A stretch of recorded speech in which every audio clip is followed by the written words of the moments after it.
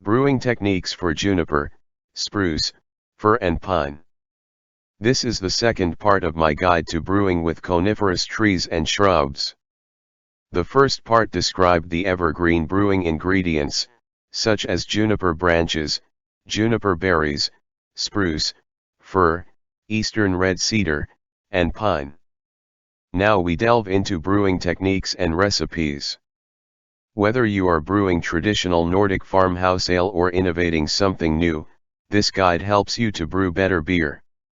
I learned to appreciate the juniper flavor when researching Nordic and Baltic farmhouse ales.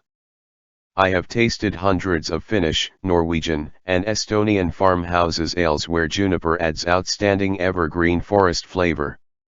While tasting the ales, I have talked with the brewers and learned their brewing techniques. In this guide, I'll show how to apply these brewing techniques to various conifers and beers. Getting pleasant evergreen flavor requires the right techniques. Boiling juniper branches in the wort, for example, can lead to a harsh taste of solvents and resins. In this story, I'll introduce methods that work best with conifers, such as infusing in water, filtering mash through the branches, or adding the evergreen ingredients to the mash. This guide is all about practical brewing tips. I am leaving out many interesting facts about juniper and farmhouse brewing. For these facts, I recommend my book Viking Age Brew and Lars Marius Garskjal's Historical Brewing Techniques. My stories of Sadi in Pertun Ma, Raw Ale in Hornindal, and Humlebryggs of Western Norway are good examples of how farmhouse brewers use juniper. For other applications of farmhouse brewing techniques, see my guide to Kveik and other farmhouse yeast and brewing modern raw ales. I live, brew, and write in Finland, and my brewing knowledge about conifers is mainly from the Nordic countries and Estonia. I know little about conifers elsewhere, although I have received many tips from North American brewers. For more tips on brewing with North American juniper and Eastern red cedar, I recommend Jerem Zimmerman's blog post Brewing Nordic Farmhouse Raw Ale. Remember to check out also the first part of the series, Brewing with Juniper, Spruce, Fir and Pine. It is the foundation for understanding these brewing techniques. In farmhouse breweries of Western Norway, all brewing liquor is often juniper infusion. This beautiful wood-fired copper kettle full of juniper infusion is from Voss, Norway. Juniper infusion. Infusing juniper branches in hot water is a traditional farmhouse brewing technique. It is like making several liters of tea from juniper branches. As with tea, the flavor varies with time and the water temperature. Traditional brewers use the infusion for mashing, sparging, and cleaning wooden brewing gear. When innovating new beers, you can also add it to the wort or a fermenter. When I want good juniper branch flavor, juniper infusion is my primary method. After lots of brewing experiments and discussions with brewers, I have settled on this procedure. Add branches to 80° C, 176° F, water and let infuse for at least 2 hours, preferably 3. Keep the infusion temperature in the range 70-80° C, 158-176° F.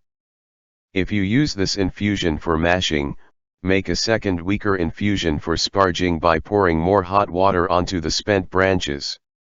Temperature is crucial here. Low temperatures extract less and may require a much longer time. Close to boiling temperatures leach sharper flavors from the woody parts of branches. If juniper branches have been in boiling water or wort, I usually taste solvent, resins, and tannic wood in the ale. One of my most typical brewing mistakes is forgetting the heating on and letting the infusion temperature rise too high. A short period in the range 80-90° C, 176-194° C, can be still okay, but the risk of leaching harsh flavors increases. Some farmhouse brewers are not afraid of infusing branches in boiling water, however. They might like the strong taste of juniper wood, or their ale is so robust that sharpness is a minor background flavor. Interestingly, traditional Saudi brewer Hanu Siren adds the branches to boiling hot water, but he also schemes tarry-looking crud from the infusion surface before adding it to the mash. His Saudi has a pleasant juniper flavor without sharpness. Likely the sharper elements were in that crud.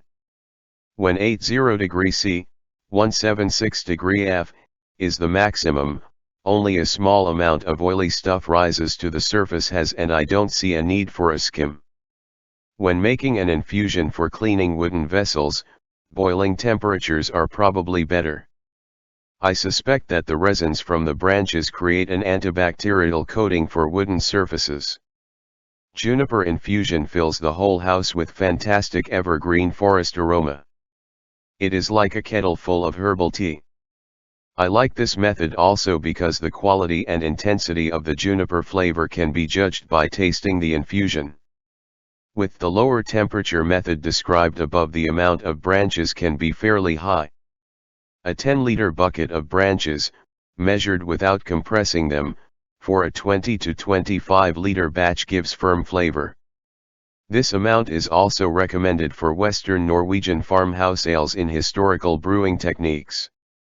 When brewing raw ales without the wort boil, I use the infusion for mashing and sparging. First I make full mash volume of infusion from all branches intended for the recipe. After mashing in, I add hot water onto the spent branches enough for full sparge volume. You'll get the idea how this works from the recipes below. In the next section, I'll describe variations of this technique for boiled wort beers. I have once brewed this kind of infusion also from fresh spruce tips. The infusion produced an excellent raw spruce ale.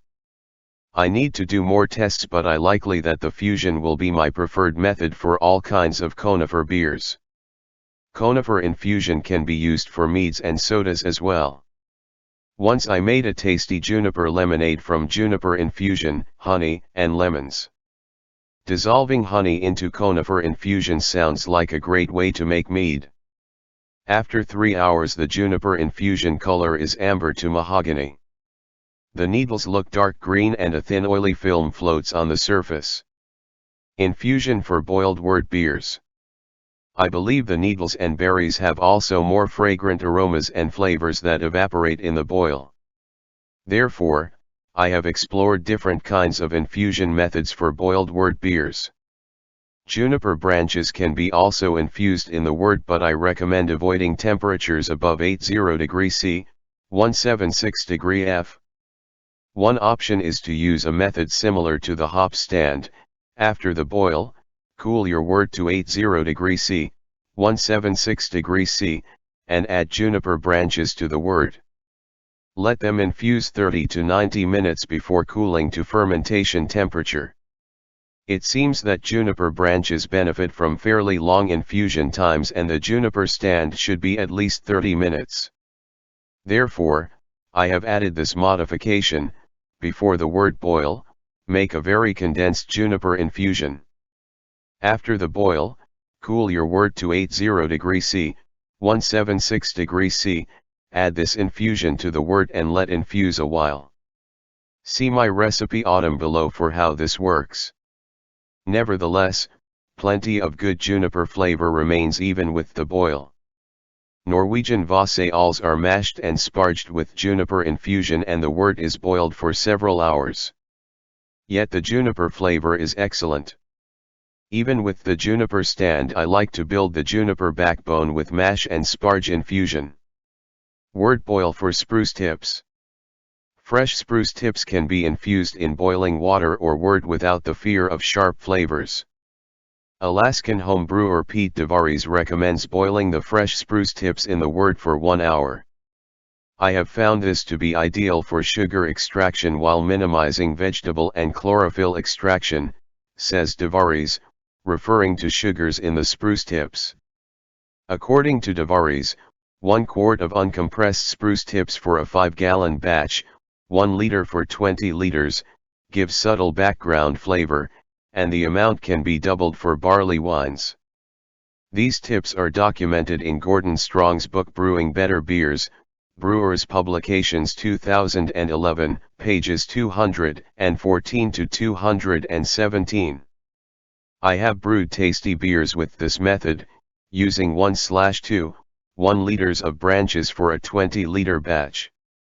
Nevertheless, I want to test the no-boil infusion method for spruce tips as well.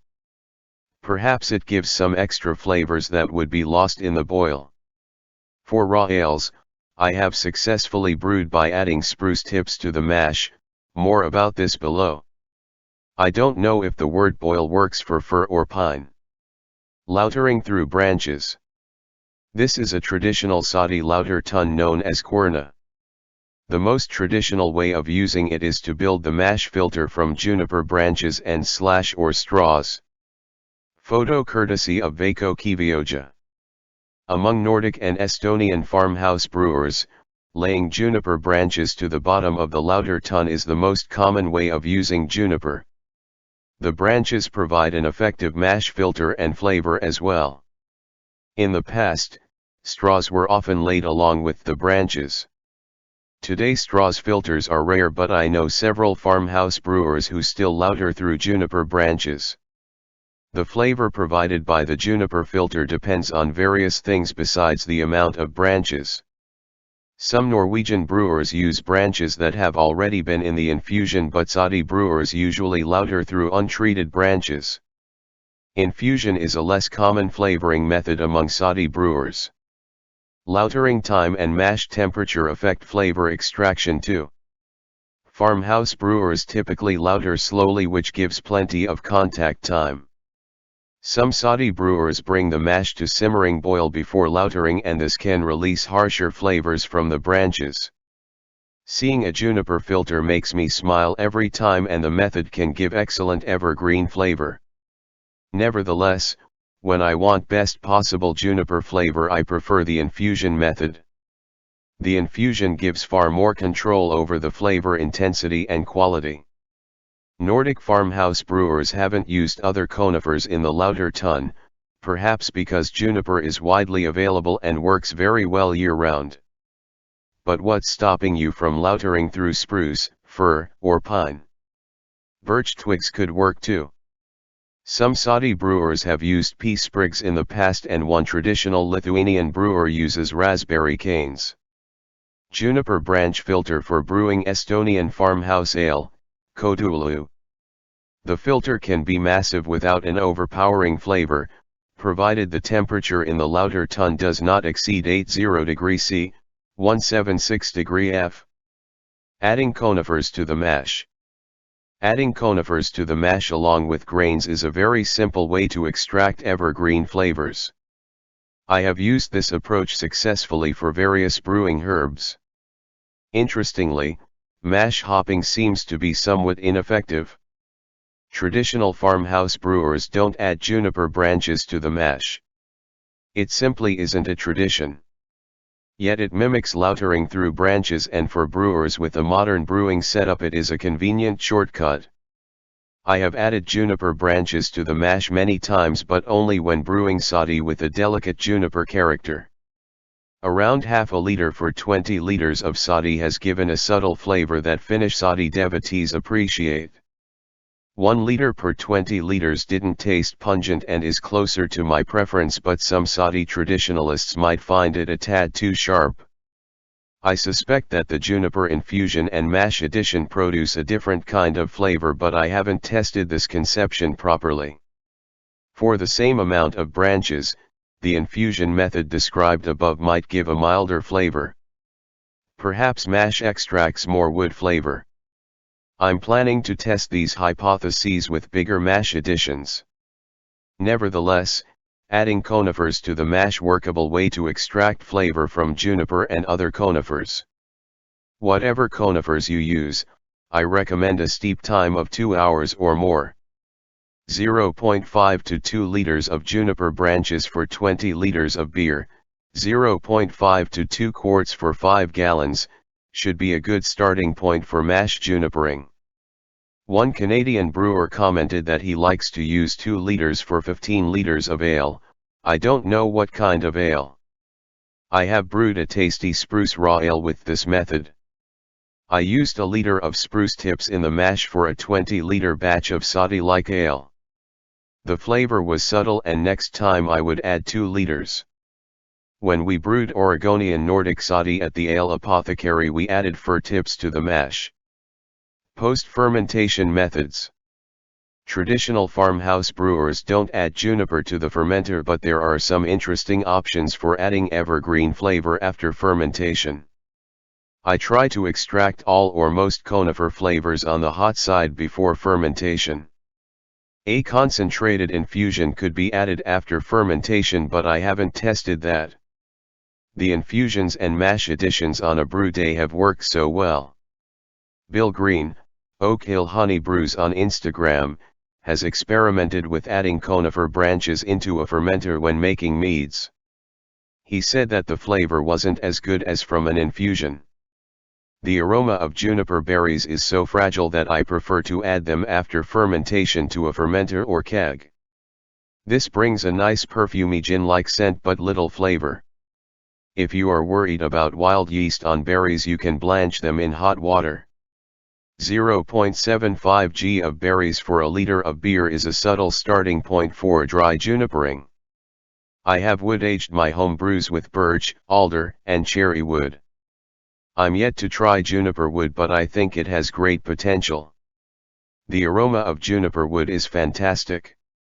The method is simple: toast dried and debarked wood cubes or slices to chestnut brown with a gas flame and add them to aging beer.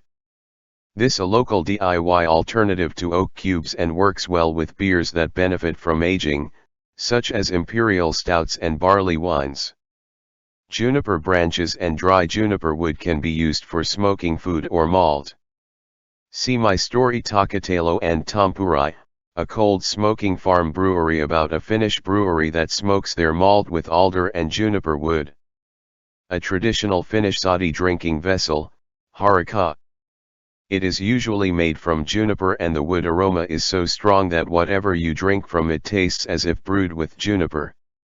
Unfortunately, harikas are difficult to find outside of Finland. Check my video Nordic beer drinking vessels. Photo by Mari Varinen. Evergreen recipes. The following 2 recipes are my home brew classics that showcase well the evergreen brewing techniques.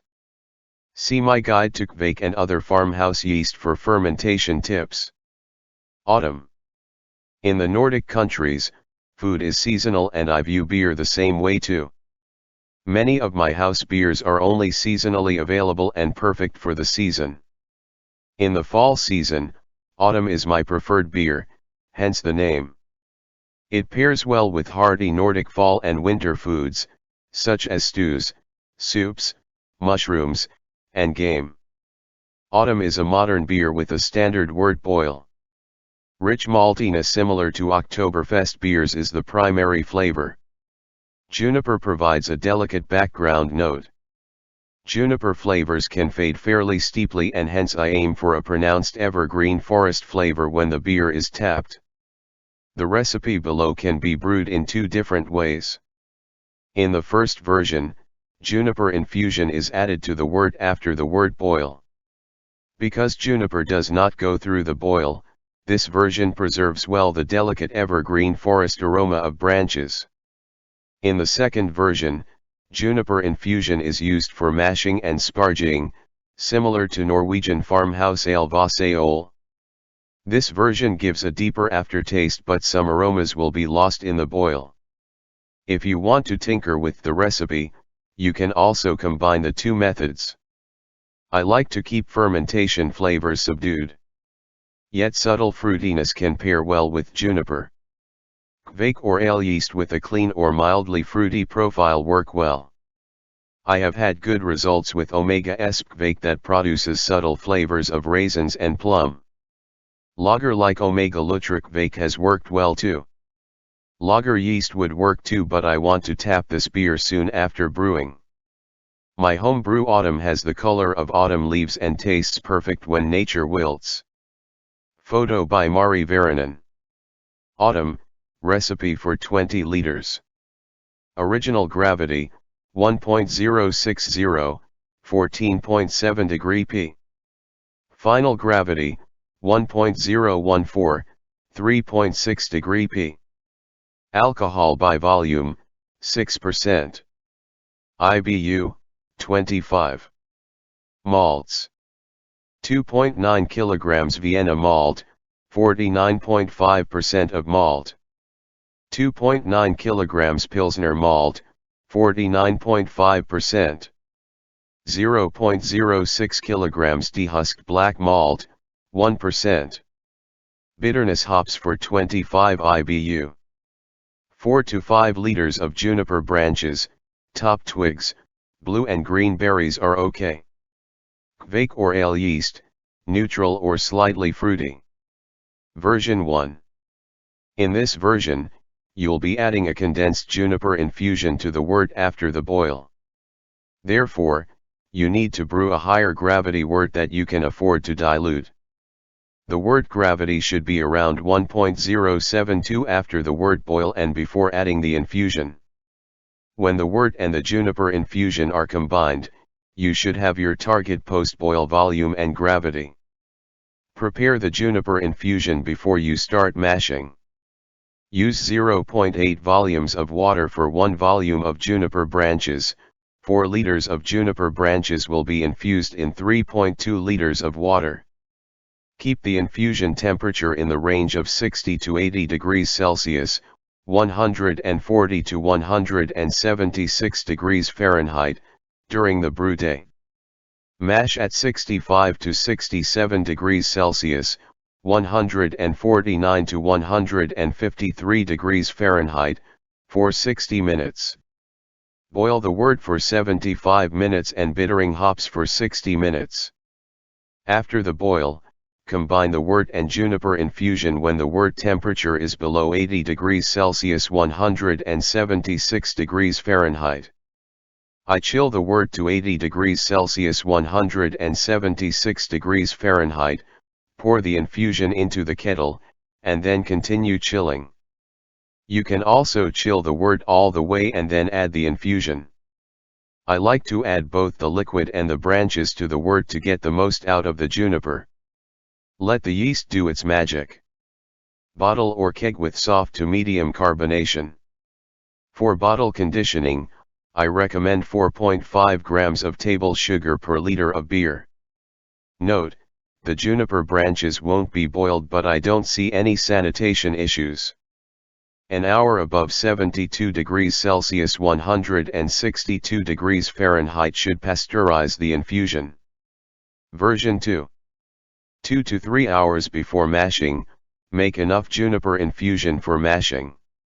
Let the branches infuse for 2 to 3 hours at 70 to 80 degrees Celsius, 158 to 176 degrees Fahrenheit.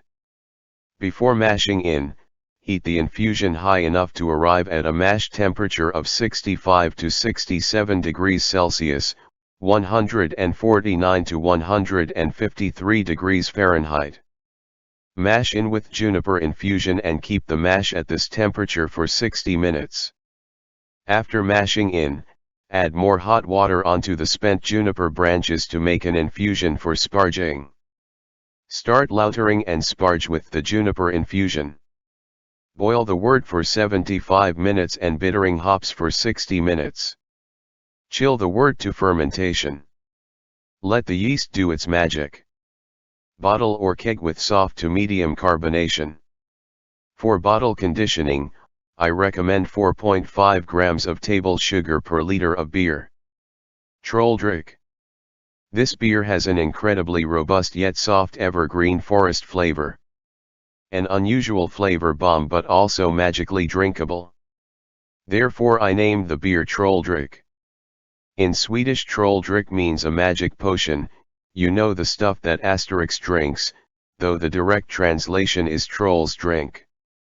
Both meanings describe this beer well. This is one of my homebrew favorites. This blonde raw ale resembles some Norwegian Cornals and sodas. The brewing process is traditional, yet I haven't tasted a traditional farmhouse ale with this kind of strong juniper kick. Perhaps some farmhouse brewers along the fjords of Norway brew a similar ale. Nevertheless, following a tradition wasn't my primary goal. I just wanted the best possible flavor. The recipe below is a fine example of an extremely tasty yet simple to brew raw ale.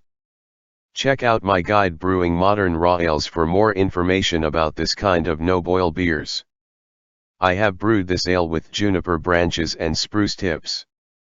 I expect fir to produce similar results as spruce tips. I plan to test this recipe also with pine. I'm happy with this recipe, but you can tune it to your taste in various ways. If you are not a fan of smoked beer, just brew with 100% Pilsner malt.